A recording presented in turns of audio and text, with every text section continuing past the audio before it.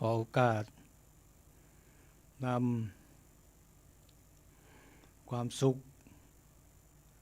ความเจริญมาสู่ท่านผู้ฟังที่กำลังรับฟังรายการอยู่ทางสถานีวิทยุเพื่อการศึกษาพระพุทธศาสนาและวัฒนธรรมแห่งชาติวัดฝ่ายหินคลื่น FM 104.5 เมกะเฮิรตซ์อยู่ในขณะนี้ทุกท่านครับ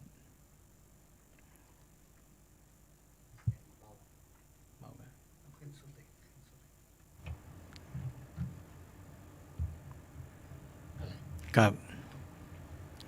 พอดีขัดข้องทางเทคนิค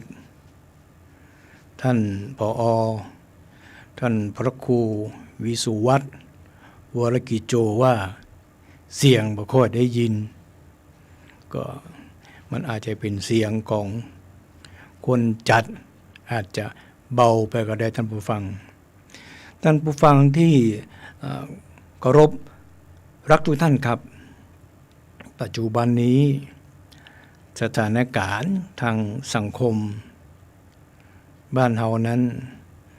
นับวันจะเกิดวิกฤตนะครับวิกฤตหลายคนหลายท่านนั้นสติบ่ค่อยที่จะเจริญแข็งแรงจึงทำให้ได้ก่อปัญหาแก่สังคมอยู่มากมายดังเช่นตัวอย่างขับรถประมาททำให้ตัวเองเดือดร้อนบ่พอก็ส่งผลกระทบแก่เพื่อนร่วมทางตัวเป็นข่าวอยู่ทุกวี่ทุกวันบางทีก็เป็นข่าวพ่อกับลูกบ่ค่อยที่จะเข้าใจกันลูกก็พิฆาตนะครับพ่อก็เป็นข่าวอยู่ทุกวันเหมือนกันปัญหาพี่น้องตายหัวกันบ่รู้เรื่องก็ถึงกับฆ่าฟันแต่งกันก็มีแต่ว่าวันซืนผมได้ไปอ่านเจอข้อมูลแห่งคลิปหนึ่งนะครับบอกว่าป้อไปมีบ้านใหม่กลับมาบ้านเก่าทางภรรยาเก่าก็ขอร้องให้โอนทรัพย์สินให้ลูกที่มีอยู่ด้วยกันกับเมียเก่าเนี่ยนะครับ6 คนด้วยกันพ่อก็ยินดีแต่บ่มีเวลาที่จะไปโอนให้ก็เลยบอกว่าถ้าอย่างนั้นก็มอบให้อ้ายเก่ากับน้องลาที่พอจะมีความรู้มีความเข้าใจคือไปดำเนินการก็แล้วกันความเป็นไอ้เก้าก็บอกว่าพอดีเฮานะบ่ค่อยจะมีเวลาอาชีพเฮาก็คือขับรถขึ้นล่องมันจะบ่มีเวลาไปทำก็เลยมอบให้น้องล่าคนสุดท้ายนั้นไปทำเกี่ยวกับการโอนตี้โอนตางแบ่งให้พี่น้องๆเป็น6 หุ้นเพราะว่า6 คนพี่น้องทุกคนก็พยายามถามนะครับถามน้องล่าว่าทำได้แบ่งแยกโฉนดแบ่งกันหมดแล้วกันน้องล่าก็บอกกันยังบ่แล้วเด้อพี่นะครับมีอยู่วันหนึ่งไอ้เก่าเกิดอุบัติเหตุ รถจนเสียชีวิตภรรยากับลูกก็กลัวว่าสามีนั้นเสียไปแล้วกลัวว่าบ้านที่อยู่ในปัจจุบันนี้ถ้าหากว่าได้แบ่งกันแล้วมันจะเกิดปัญหาเพราะว่า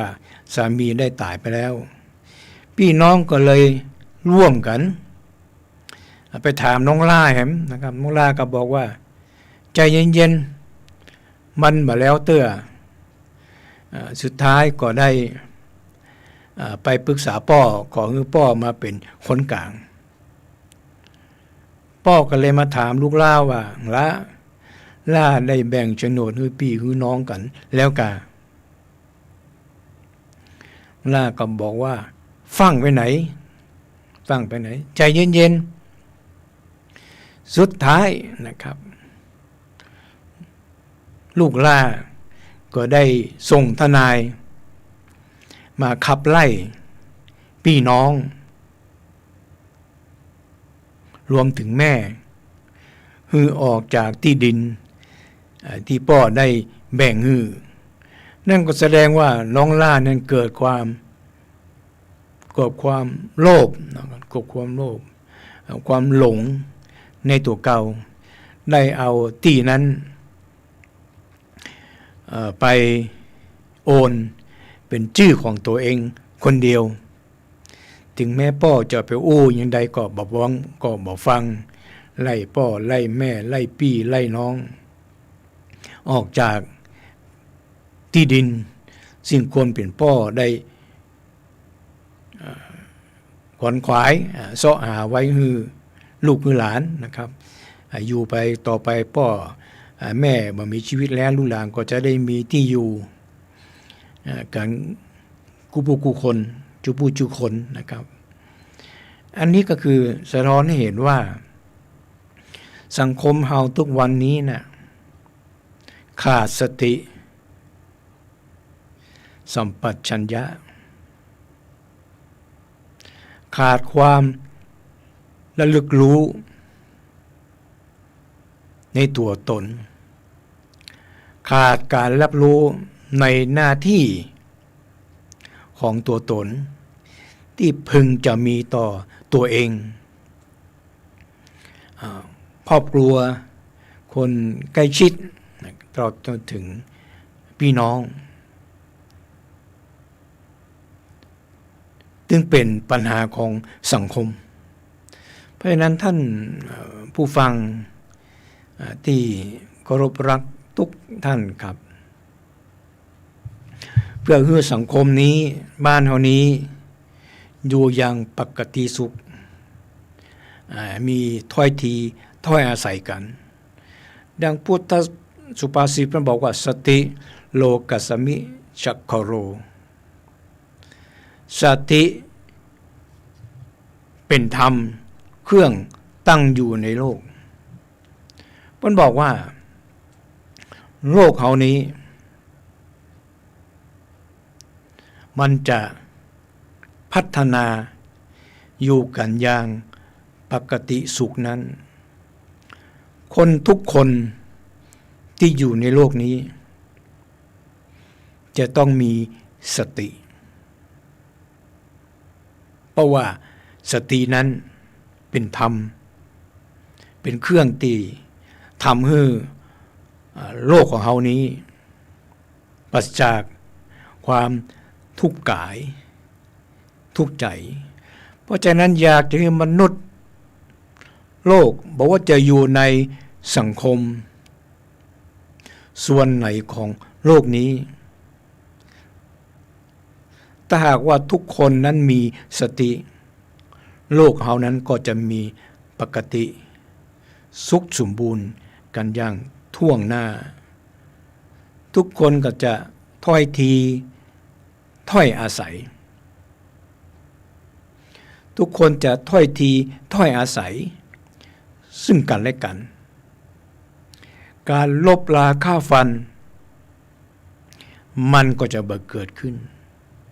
เหมือนดังประเทศเมียนมา หรือว่าประเทศพม่าอยู่ในขณะนี้ ประเทศพม่านั้นผู้นำขาดสติสัมปชัญญะคิดว่าตัวเองนั้นมีอำนาจมีวาสนาได้ถืออาวุธได้ครอบครองอาวุธเพราะนั้นเองคิดว่าจะทำอะไรอย่าง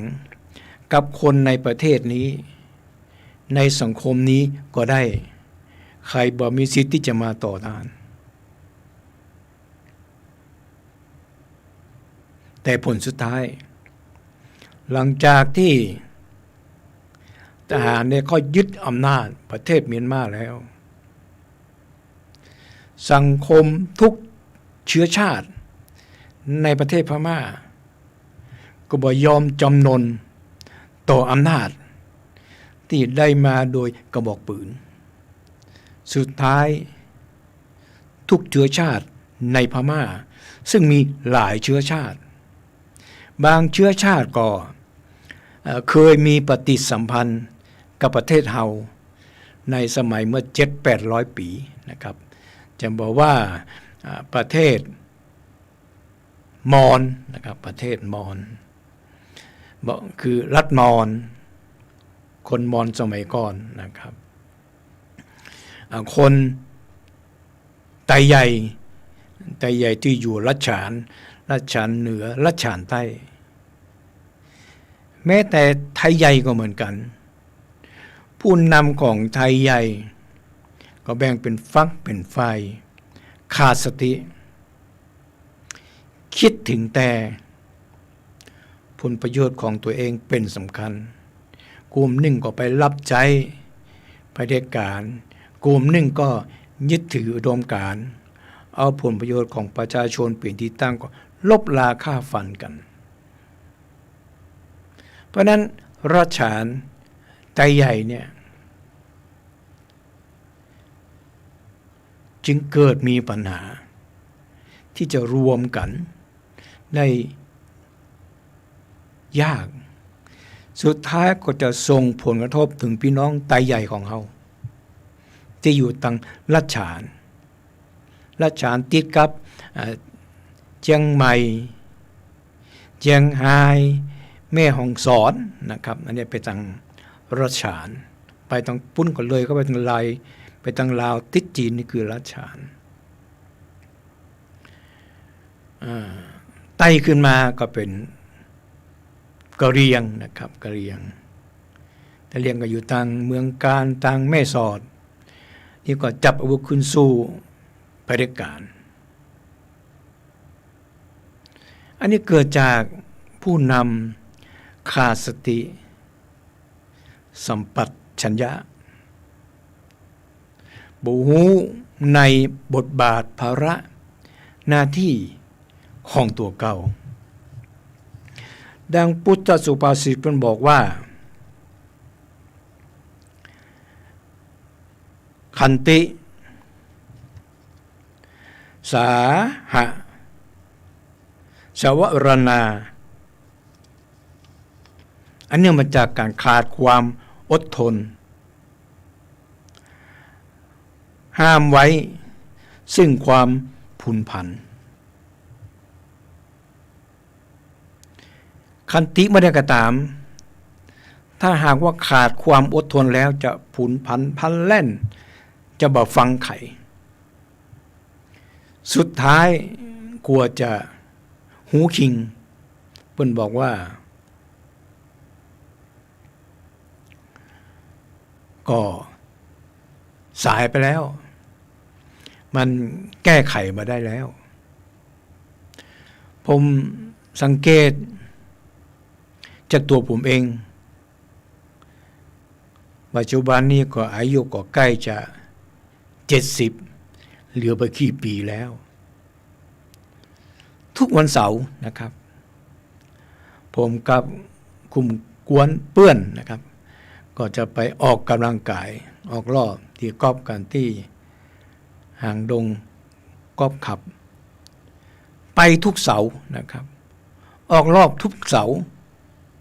แต่ก็ผลสกอร์ก็ดีพ่องบ่ดีพ่องบางทีตีหัวไม้หนึ่งดีขนาดนะครับเสียงดังเปี้ยไปไกลขนาดแต่พอลูกเฟสออกมาอาจจะออกซ้ายพ่องขวาพ่องทีนี้ก็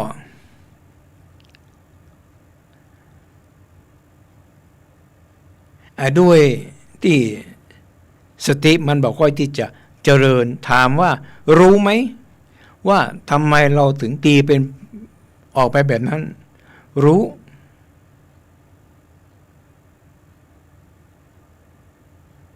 ว่ามันต้องเป็นอย่างนั้นรู้ว่าสาเหตุมันเกิดจากอะไรแต่ด้วยการคาดซึ่ง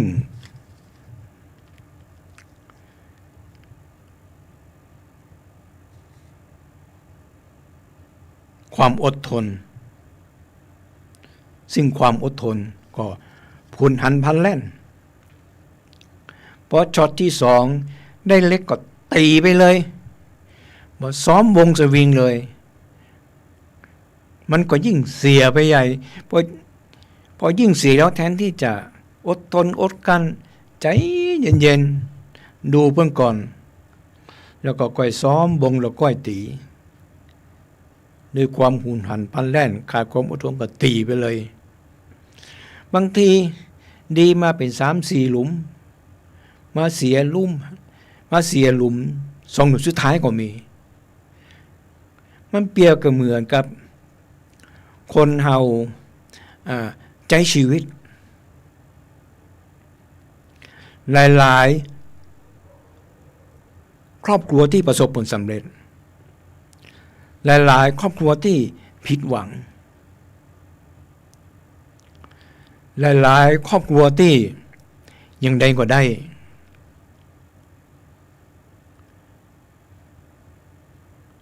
ทั้งหลายทั้งปวงนั้นมันอยู่ที่สติตัวเดียวท่านผู้ฟังเพราะว่า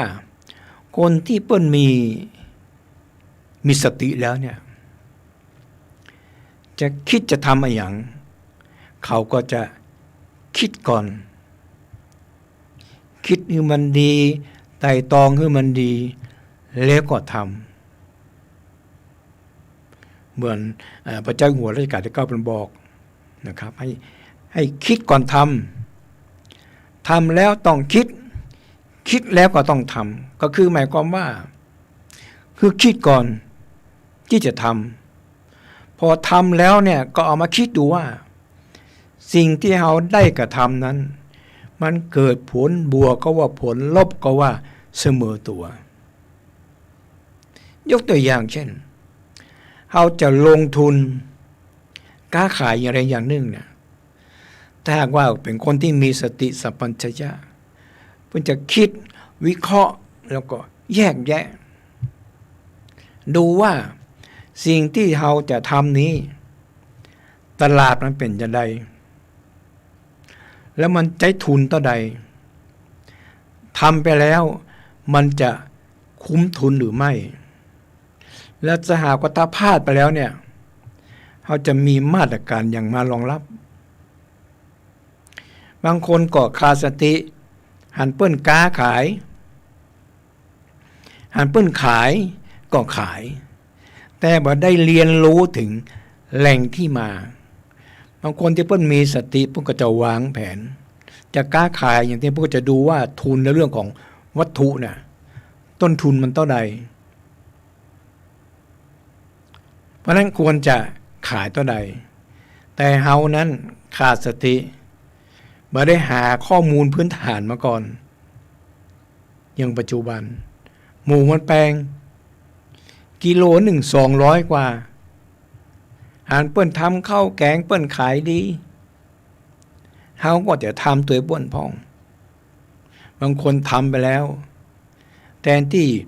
เงินนั้นมันจะพอค้ำจุนกินได้เมินปรากฏว่า มันใจมดไปโวยนักขึ้นเกิดจากขาดสติเพิ่นบอกว่าสตินั่นน่ะนำมาซึ่งปัญญาเพราะคนที่มีสติเขาจะคิดอะไรอย่างคิดวิเคราะห์แยกแยะเป็นอย่างถ้าเราคิดวิเคราะห์แยกแยะแล้วเนี่ยเราจะคิดเราจะทำสิ่งไหนมันก็จะมาส่งผลกระทบ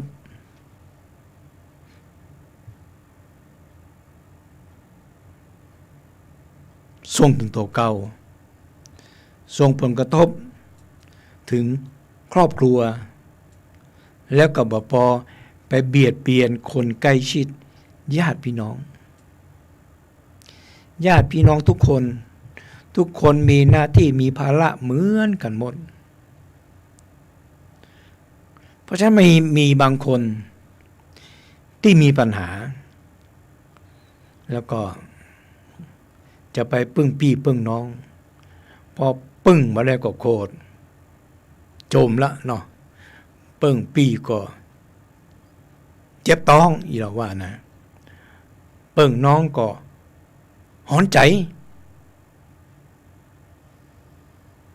ปึ้งพี่ก็เจ็บต้องปึ้งน้องก็หอนใจเพราะฉะนั้นก่อนที่เราจะไปขอเปิ้งไข่นั้นต้องมาดูก่อนวิเคราะห์แยกแยะดูตัวก่อนว่าก่อนเขาจะไปยืมเปิ้ลมันมีเหตุผลพอเพียงที่เขาจะสนับสนุนก่อนบางทีคิดไว้ก่อนเข้าข้างตัวเก่าว่าเขาเป็นลูกล่าเพราะฉะนั้นพ่อแม่ก็จะต้องฮักจะต้องเอ็นดูพี่อ้ายใต้หัวเขาก็คงช่วยเหลือเพราะนั้นจะคิดจะทำมาอย่างก็ทำพอทำสุดท้ายบ่ประสบผลสำเร็จแล้วก็มาก่อนทำก็บ่ได้ปรึกษาเปิ้นทำเองโดยประการพอทำไปแล้วมีปัญหาก็จะไปเบียดเบียนเปิ้นพอเปิ้นบ่ฮือก็หุนหันพลันแล่นโมโหก็จะตัดสินใจมาในทางที่ไม่ดีบางคนก็แสดงออกทางกายมาในทางที่ไม่ดีสุดท้ายผลลัพธ์ก็กระทบกับตัวเก่าบ่มีใครยอมรับบ่มีใครให้ความช่วยเหลือพี่น้องเพราะนั้นเพิ่นถึงบอกว่าสติเป็นธรรมเป็นเครื่องที่ค้ำจุนโลกนี้ถ้าหากมีผู้นำที่มีความคิดเปิดคนที่มีความคิดเปิดหมายความว่าเป็นคนที่รับฟังความเห็นของคนอื่นทุกคนใครจะใครจะจ๋าใครจะแนะนำใครจะว่าอย่างเก็บไว้จดข้อมูลใส่ปากกระตือนไว้แล้วแมลงก็ลองเอาเข้ามาเปิดอ่านแล้วก็มานั่งดูว่าสิ่งที่เปิ้นวิพากษ์วิจารณ์เฮาตัวเฮานั้นน่ะมันมีเหตุมันสมเหตุสมผลหรือไม่ถ้ามันมีเหตุมันสมเหตุสมผลเฮาก็หาวิธีที่จะแก้ไขแต่ถ้าเป็นคนที่มีความคิดผิดบ่คิดก่อนพอแล้วก็มาคิดทีหลัง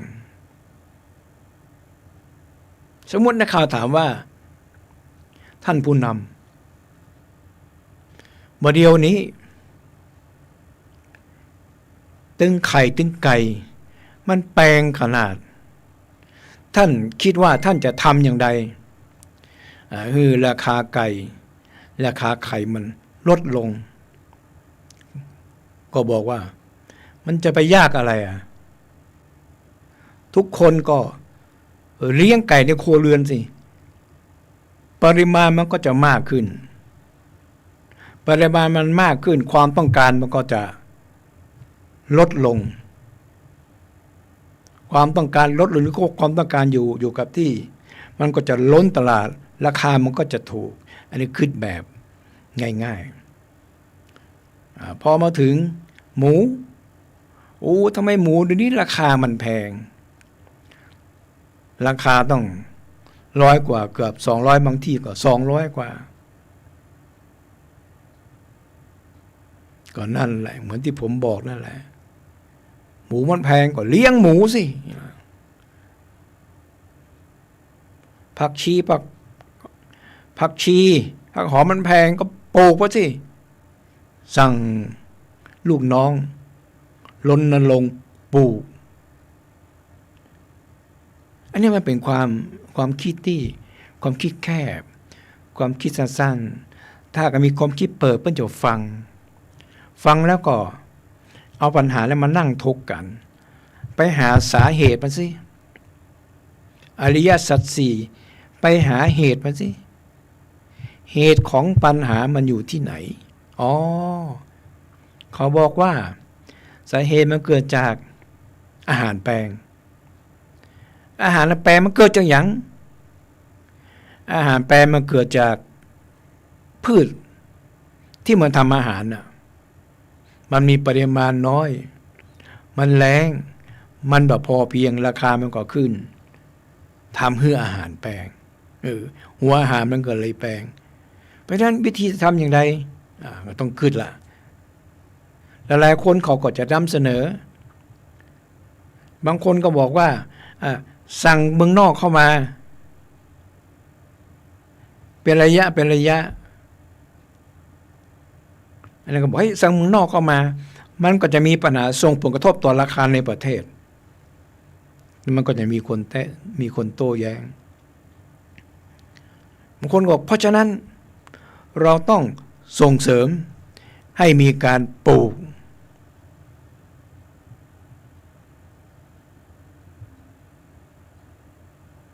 ส่วนผสมของอาหารให้มันมากขึ้นบางคนก็เสนอว่าเพราะฉะนั้นเราต้องลดภาษีมันมีหลายวิธีที่จะแก้ปัญหาไก่แป้งหมูแป้งผักขาดตลาดเพราะนั้นมันต้องมองความคิดเปิดมองการไก่มองว่าในขณะนี้ปัญหามันเกิดขึ้นนี้แล้วต่อไปมันจะส่งผลกระทบอย่างพ่องนี่คือความคิดเปิดแต่ถ้าความคิดปิดคิดอย่างเดียวคิดแต่เรื่องความมั่นคงเหมือนกับในครอบครัวถ้ามาได้กระตามหัวหน้าครอบครัวคนเป็นพ่อเผด็จการสั่งอย่างเดียวบอกว่าเมียบอกว่าลูกทุกคนต้องฟังพ่อมึงคนเดียวทุกคนไม่มีข้อห้ามเสนอห้ามเถียงฟังอย่างเดียวสั่งให้ทำก็ทำมันก็จะส่งผลกระทบถึงด้านความคิดการกระทำของลูกของภรรยาลูกมันก็จะดูว่าพ่อมันไม่มีเผด็จการมันก็จะเกิดแรงต้านในใจภรรยาก็อาจจะบาปากแต่เก็บไว้ในใจถ้าวันหนึ่งวันใดมันระเบิดขึ้นมามันคุมขึ้นมาไม่อยู่ครอบครัวนั้นก็จะเกิดความแตกแยกเกิดปัญหาสังคมส่งผลกระทบโดยภาพรวมเพราะนั้นคนที่เป็นพ่อเป็นแม่มีเวลาต้องนั่งแลกเปลี่ยนความคิดความเห็นกันเหมือนจังคำที่เพิ่นบอกว่าสติเป็นธรรมเครื่องตั้งอยู่ในโลกหรือว่าค้ำจุนโลกเพราะว่าการกระทำนั่นก็คือ ธรรมะก็คือธรรมชาติเพราะนั้นธรรมชาติของคนเฮาทุกคนที่อยู่ในโลกนี้คนทุกคนนั้นท่านผู้ฟังจะมีกิเลสจะมีตัณหามีราคะมีความอยากมีอารมณ์เหมือนกันหมดจุผู้จุคนแม้แต่พระสงฆ์องค์เจ้าเหมือนที่เป็นข่าวอยู่เกือบทุกวี่ทุกวันแต่ถามว่ามันผิดไหมผิดแต่มันเป็นธรรมชาติแต่ธรรมชาตินั่นก็เหมือนกันบอกว่าโดยธรรมชาติแล้วคุณจะคิดคุณจะทำคุณจะวางแผนอย่างก็ตามนะคุณต้องมีสตินี้แสดงว่าคุณไม่มีสติคุณเลยปล่อยให้อารมณ์ของคุณนั้นเป็นใหญ่เหมือนที่ผมบอกอารมณ์หลงในอำนาจอารมณ์หลงในวาสนาเพราะฉะนั้นความคิดความเห็นหรือว่าการกระทำของตัวเองนั้นคิดคนเดียวว่ามันเป็นการกระทำที่ถูกต้องเป็นการกระทำที่แก้ปัญหาได้ถูกต้องตรงจุด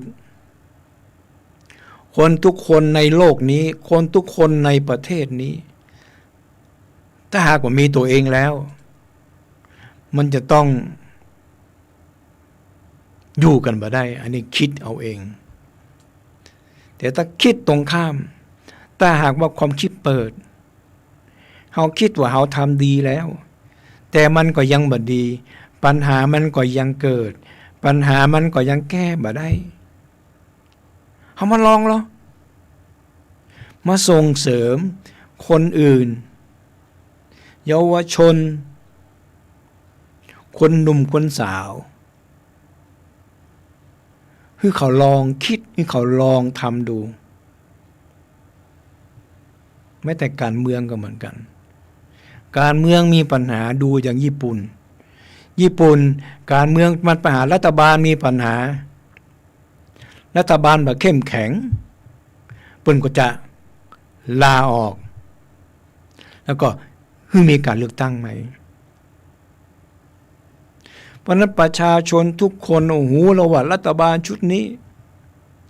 บริหารประเทศล้มเหลวประชาชนเขาก็จะดูเขาก็จะเลือกเข้าไปลองใหม่เลือกเข้าไปลองแล้วด้วยอุดมการณ์แห่งความคิดแต่อยู่สักปี2 ปีดูแล้วบ่สามารถจะแก้ปัญหาอะไรก็ยุบสภาเลือกตั้งใหม่อันนี้คือการเมืองในประเทศที่เจริญและหลายประเทศที่ผมเห็นอยู่แม้แต่ในอาเซียนเขาก็เหมือนกันยกตัวอย่างเช่นฟิลิปปินส์ยกตัวอย่างที่อินโดแต่ก่อนนี้ฟิลิปปินส์เนี่ยเป็นเผด็จการประธานาธิบดีมาโกสตอนหลังประชาชนลุกฮือขึ้นมาต่อสู้แล้วคนฟิลิปปินส์ก็มีประชาธิปไตยนักขึ้นใครอาสามาเป็นประธานาธิบดีถ้าทำดีก็อยู่ต่อไป2 สมัยถ้าใครอยู่มาดีบริหารประเทศดีขึ้นตามนโยบายที่วางไว้ประชาชนฟิลิปปินส์มันก็เปลี่ยนใหม่แม้แต่อินโดนีเซียที่มีเผด็จการมาเป็น30 ปีปัจจุบันเพิ่งก็เป็นประชาธิปไตยมีการเลือกตั้งบ่มีการรัฐประหาร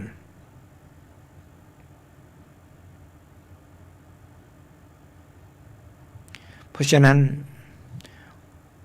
ผู้น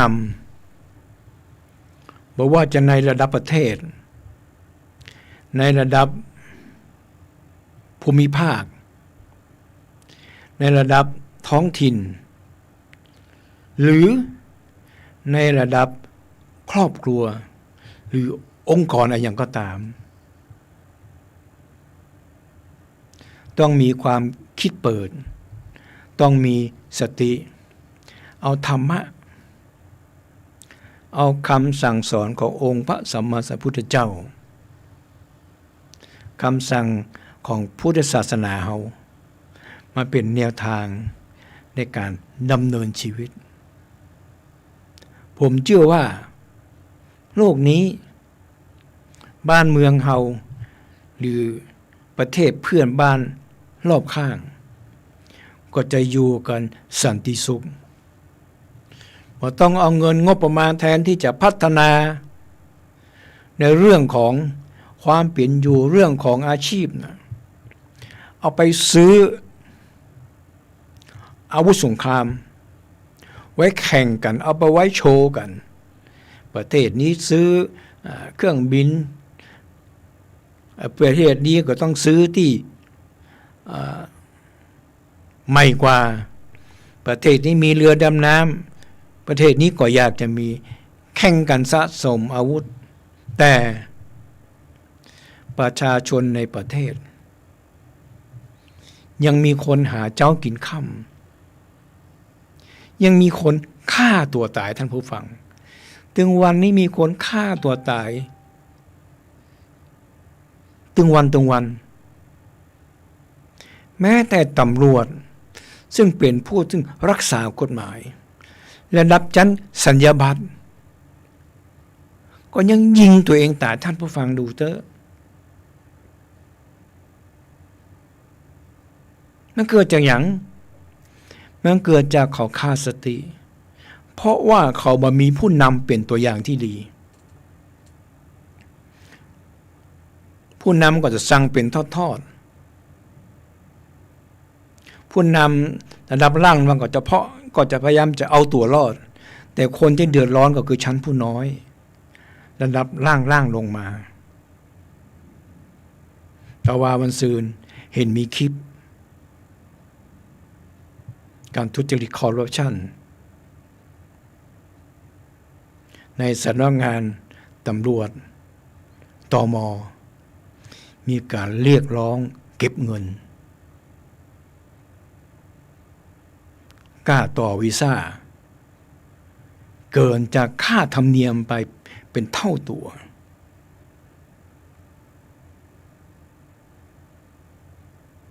สุดท้ายเป็นใดส่งผลกระทบถึงแรงงานปัญหาแรงงานก็จะแก้มาได้แรงงานทำถูกต้องตามกฎหมายแต่ปรากฏพอถูกต้องตามกฎหมายแล้วถูกดองเรื่องแต่ถ้าหากว่าทำบ่ถูกตั้งตามกฎหมายค่าใช้จ่ายมันก็สูงเพราะนั้นวิธีดีที่สุดเขาก็ลงดินเนี่ยอันนี้เกิดจากการแก้ปัญหาที่มันบ่ตรงจุด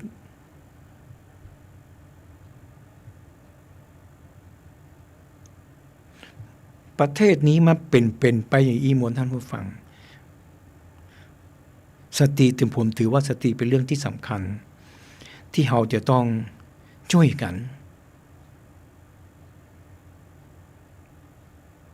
ฝึกฝนช่วยกันศึกษาช่วยกันปฏิบัติสติความระลึกรู้มันต้องทำบ่อยๆปฏิบัติบ่อยๆมันถึงจะเจริญผมไปออกรอบตีกอล์ฟมันจะผ่านต้นไม้ดอกยาโมหูท่านผู้ฟังมาเป็นดอกสีเหลืองผมก็จะเก็บนับเอานะครับ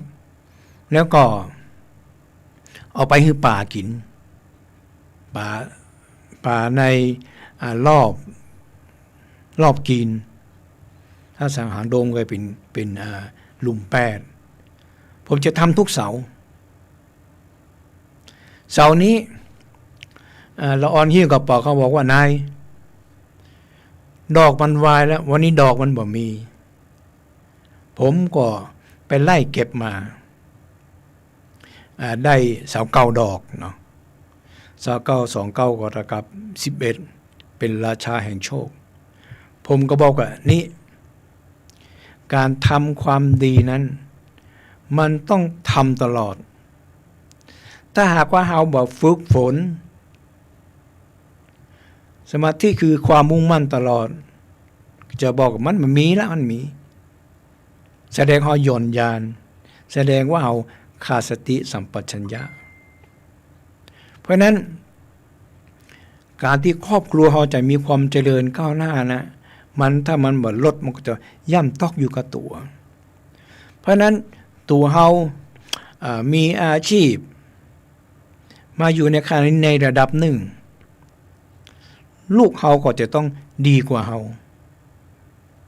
แต่ถึงเมื่อใดก็ตามลูกออกมาแล้วด้อยกว่าพ่อกว่าแม่สังคมเขาจะมองว่า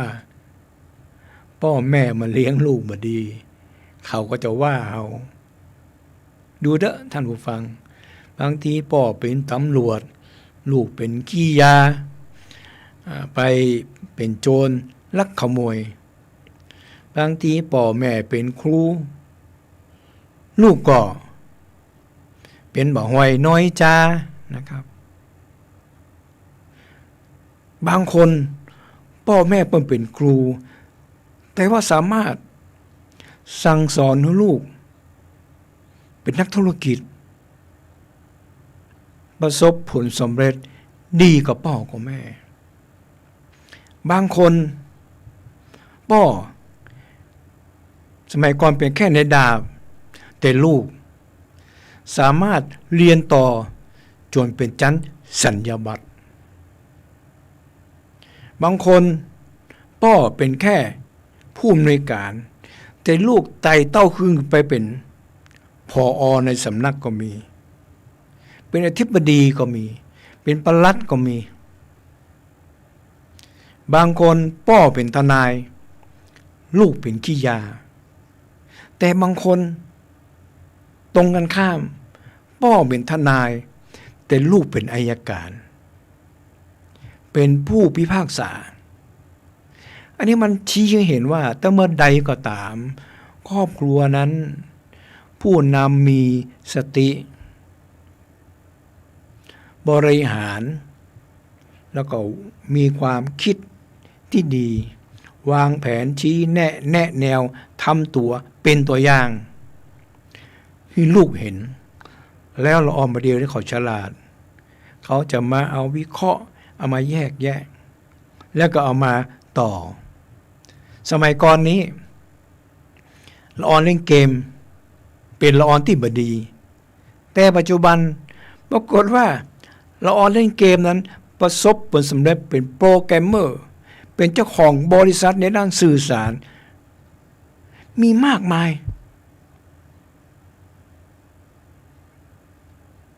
อย่างเดียวขอให้เฮานั้นชี้แนะให้เขาอย่างมีสติอย่าได้ใช้อำนาจในการปกครองบอกว่าประเทศบอกว่าภูมิภาคส่วนท้องถิ่นก็ประกอบไปด้วยเทศบาลนครเทศบาลเมืองเทศบาลตำบลแล้วก็อบต.หรือองค์การบริหารส่วนท้องถิ่นท่านผู้ฟังไปดูเด้อถ้าท้องถิ่นไหนมีผู้นำที่มีวิสัยทัศน์ท้องถิ่นนั้นก็จะมีความเจริญถนนหนทางดีไฟดับก็มีคนมาดูแลต้นไม้ในเทศบาลในพื้นที่มันยาก็มีปัญหากะเทศบาลนั้นก็จะมีหน่วยงานที่ส่งคนไปตัดตบแต่งเรียบร้อยพอหน้าฝนก็จะไล่เช็คข้อมูลว่าที่ไหนมีน้ำขังจดไว้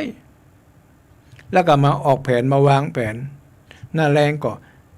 เอามาปรับปรุงเอามาแก้ไขแต่ตรงข้ามกับส่วนท้องถิ่นบางถิ่นผู้นำที่บ่มีสตินะครับเป็นผู้นำที่ได้อำนาจมาโดยช่อฉน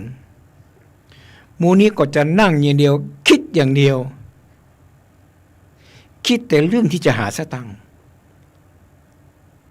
ไม่ได้คิดว่าทำไปแล้วสังคมส่วนนั้นมันจะมีความเจริญมันจะพัฒนาหรือไม่ท่านไปดูเลยนะครับท่านอยู่ในเทศบาลเนี่ยท่านลองดูมันจะชี้เห็นทันตาเลยบางเทศบาลผมเห็นฝ่ายบริหารกับฝ่ายสมาชิกสภาเนี่ยร่วมมือกันทำงานสมาชิกสภาก็จะลงพื้นที่นะครับพบปะพี่น้องชาวบ้านแล้วก็เอาปัญหานะนำเข้าสู่สภานำเสนอฝ่ายบริหารก็จะเอาไปแก้ไขบางที่นี้สมาชิกสภาจะมาเข้ามาเทศบาลก็ต้องมีการประชุมและการประชุมนั้นถ้าหากว่าฝ่ายบริหารบ่มีวิสัยทัศน์บริหารงานมาเป็นสภาก็ประชุมหนึ่งแค่ปีหนึ่งบ่เกิน4เตื้อเสนองบประมาณรับรองงบประมาณแค่นั้นแต่ถ้าหากว่าเป็นเทศบาลที่ผู้นำมีวิสัยทัศน์แก้ไขเพิ่นก็จะใช้เงินน่ะไปในทางที่ถูกที่ต้องใช้เงินแล้วพี่น้องประชาชนในพื้นที่เกิดประโยชน์อันนี้คือผลของการมีสติในส่วนท้องถิ่นเพราะฉะนั้นพี่น้องที่อยู่ในพื้นที่แต่ละที่จะเลือกใครจะบริการใครก็ต้องดูความคิดดูพฤติกรรมหรือว่าการกระทำหรือว่าดูที่ทำก็คือการกระทำทั้งการนำเสนอนโยบายการกระทำทั้งนำนโยบายมาสู่การปฏิบัติแล้วดูว่าการปฏิบัติที่นำเสนอไปนะมันดังที่เขานำเสนอก็หรือบางทีก็นำเสนออย่างเอาไปทำอีกอย่างนึงเหมือนที่ผมบอกคิดอย่างเดียวคิดแต่เรื่องที่จะเรื่องเงินอย่างเดียวไม่ได้คิดถึงสภาพความเป็นจริงคิดถึงความสุขปกติสุขสมบูรณ์ของคนพื้นที่เพราะฉะนั้นก็ขอฝากนะครับท่านผู้ฟังที่กำลังรับฟังรายการที่ปึ้งทางใจรายการนี้จัดอยู่เป็นประจำครับทุกวันเสาร์ตั้งแต่บ่าย2ถึงบ่าย3โมงแต่ด้วยปัจจุบันนี้ในเรื่องของการใช้ชีวิตต้องมีการปรับปรุงต้องมีการเปลี่ยนแปลงอายุนักขึ้นต้องรักษาสุขภาพนักขึ้นก็ทำบางครั้งแล้วก็บอกค่อยจะมีเวลาวันนี้ก็เลยท่านอู้กับท่านผอ.พระครู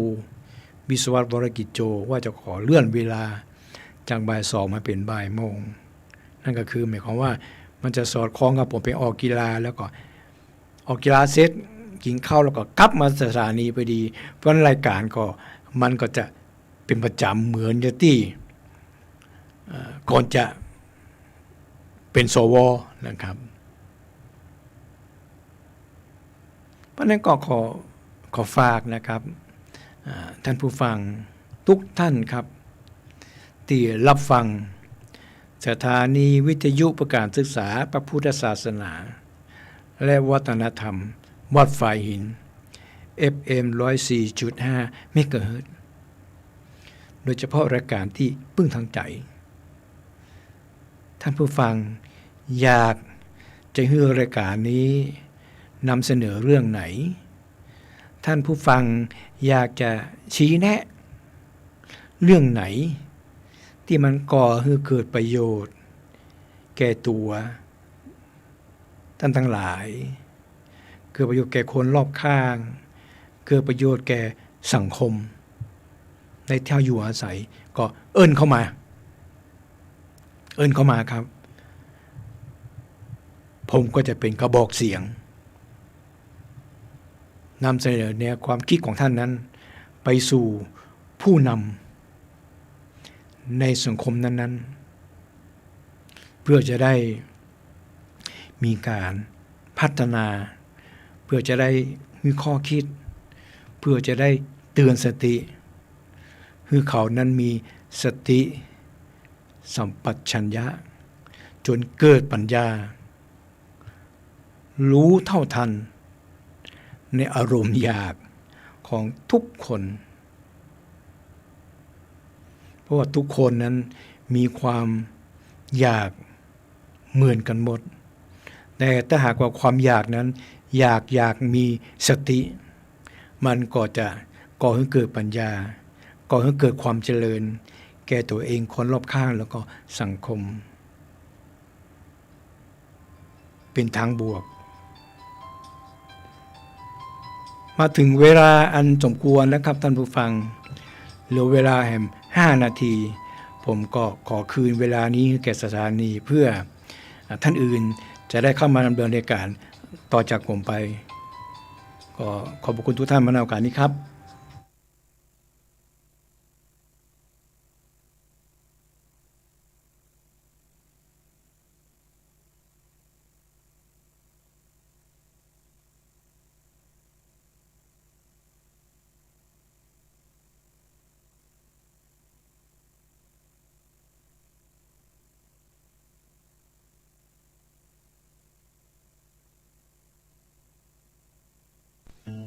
พุทธังสรณังคัจฉามิ